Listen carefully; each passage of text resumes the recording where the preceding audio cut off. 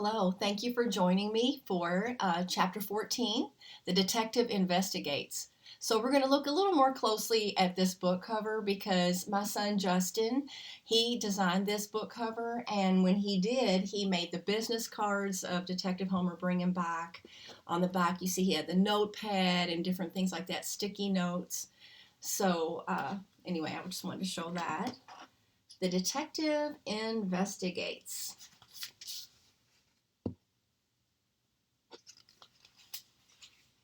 Meanwhile, Detective Homer Bringhamback had investigated the license plate number of the kidnapper.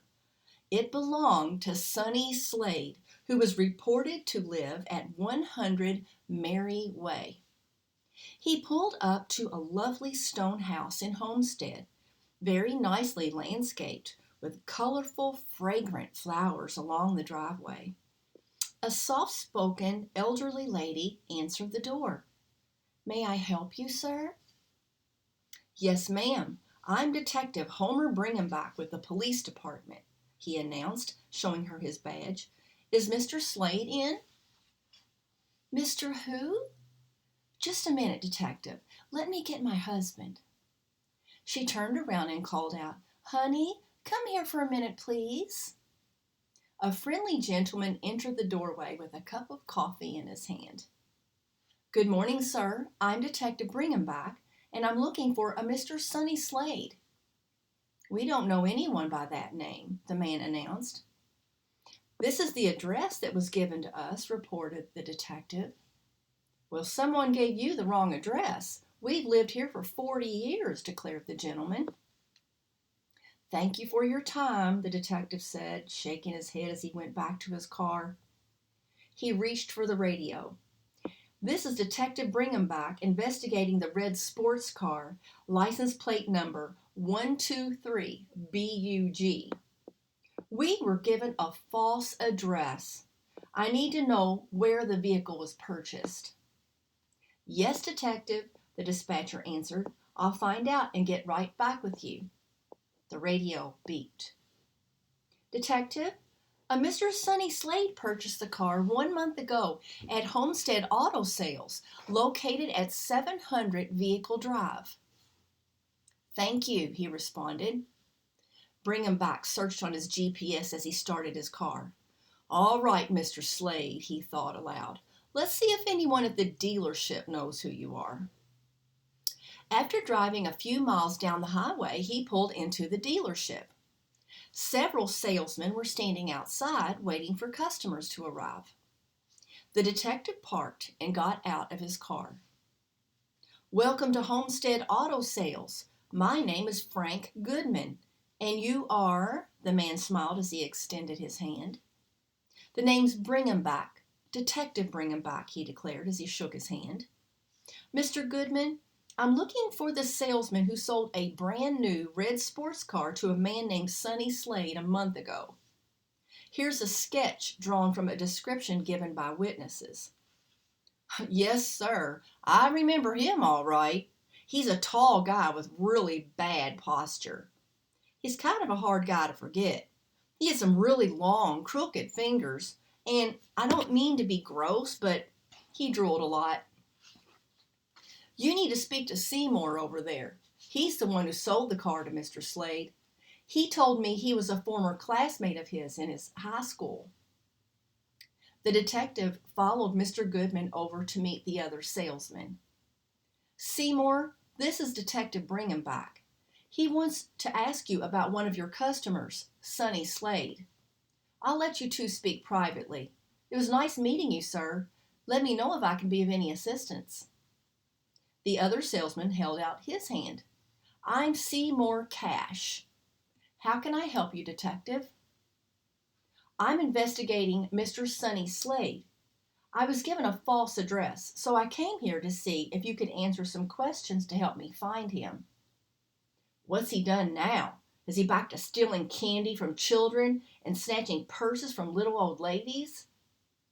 "Worse than that. He kidnapped 2 children. He was last seen in a little town over 350 miles away from here." "Kidnapping? Man, I knew he had a screw loose, but I wouldn't have thought he would resort to that. Mr. Cash, your co-worker informed me that you and Mr. Slade attended the same high school. Is there anything you can tell me that would be of any help to us? A witness told the police he had a tattoo of a grasshopper on his arm. Some believe this may be a sign that he's in some kind of gang. What do you think? Gang? Seymore burst into laughter. I'm sorry, Detective. I don't mean to be rude, but Sonny Boy was a loner. With human beings, at least. Let me tell you the story behind that tattoo. Back when we were in high school, Sonny used to talk about his best friend, Charlie. Well, one day he was real depressed, so I asked him what was bothering him. He said his best friend in the whole world had passed on. I asked him if it was Charlie, and he said it was. I asked him how he died. He told me his mother killed him. I was shocked and asked how it happened. He said she threw him up against the wall so hard that he died from internal injuries. I asked him if she was in jail, and he wouldn't say anything. So I said, do the police know about this? Then the bell rang and he just walked away. So I went to the principal's office and let them know what he told me. The principal reported it to the police and they went out to investigate. Sonny didn't come to school for the rest of the week. Nobody got back with me about what was going on, so I went back to the principal's office later to find out. I overheard the principal telling the counselor that Sonny's mother had lost her temper because Sonny's best friend was a grasshopper. So she threw it up against the wall and it died. I about fell over. Charlie was a grasshopper, for Pete's sake. When Sonny came back to school, he had a tattoo of a grasshopper on his arm. I was so blown away with that guy. I couldn't help but tell several of my friends. They never would let up making fun of Sonny. I gave him a hard way to go myself, but that guy was a goofball. He swore he would get even with us someday, but he never did. That was 15 years ago. Could you tell me where he lives? Inquired Bringhamback. All I know is that the papers he signed said he lived on Mary Way. I already checked that out, the detective answered. He never lived there. Well, I never visited his home, but there was one guy that took time out for Sonny when we were in high school. His name was Clyde Bliss. It's kind of funny. Clyde is now a policeman, and his younger sister, Clara May, is a social worker. Maybe Clyde can help you with the case. He told me one time that Sonny lived in a big, run-down old mansion. He told me he invited Sonny to spend the night back when we were all still going to Homestead Elementary. Clyde brought Sonny to the church where his aunt taught Sunday school. Some friends of ours told me that Sonny's mother found out about it and hit the roof. She never let Sonny go over there again. She was very controlling. She really went ballistic when she discovered that Sonny had a crush on Clara May. Clyde said every once in a while he would try to visit him, but Sonny's mother would have none of that. I don't know if he still lives in that old mansion or not. The detective's cell phone rang. Excuse me. Yes? You don't say. Who? Absolutely. Where is that located? He got out his notepad and pencil and started writing. 001 Dead End Trail. It's the only house on the whole street, huh? I'll meet the police there in 20 minutes. Thanks. Well, Mr. Cash, said Detective Bringhamback as he turned back to Seymore, it seems that a Betsy Ann Bliss recognized Sonny from the sketch on the news last night. She has evidence of the two children being at the old Slade estate. Clyde and Clara May are going to try to talk to him. You know, I just remembered something, Mr. Cash added.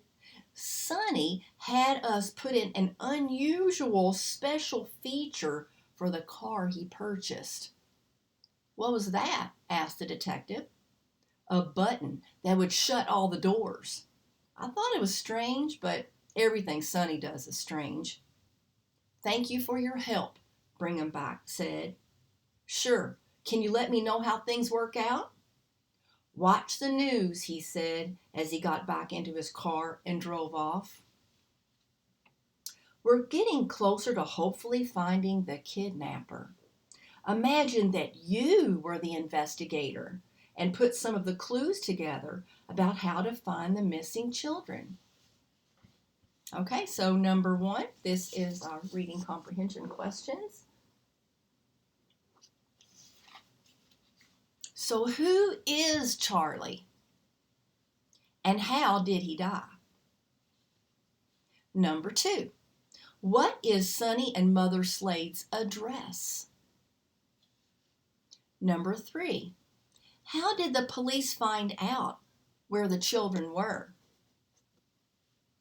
Number 4, what was the car salesman's name who knew Sonny growing up and who sold him his red sports car? Number 5, what unusual special feature did Sonny have put in his car?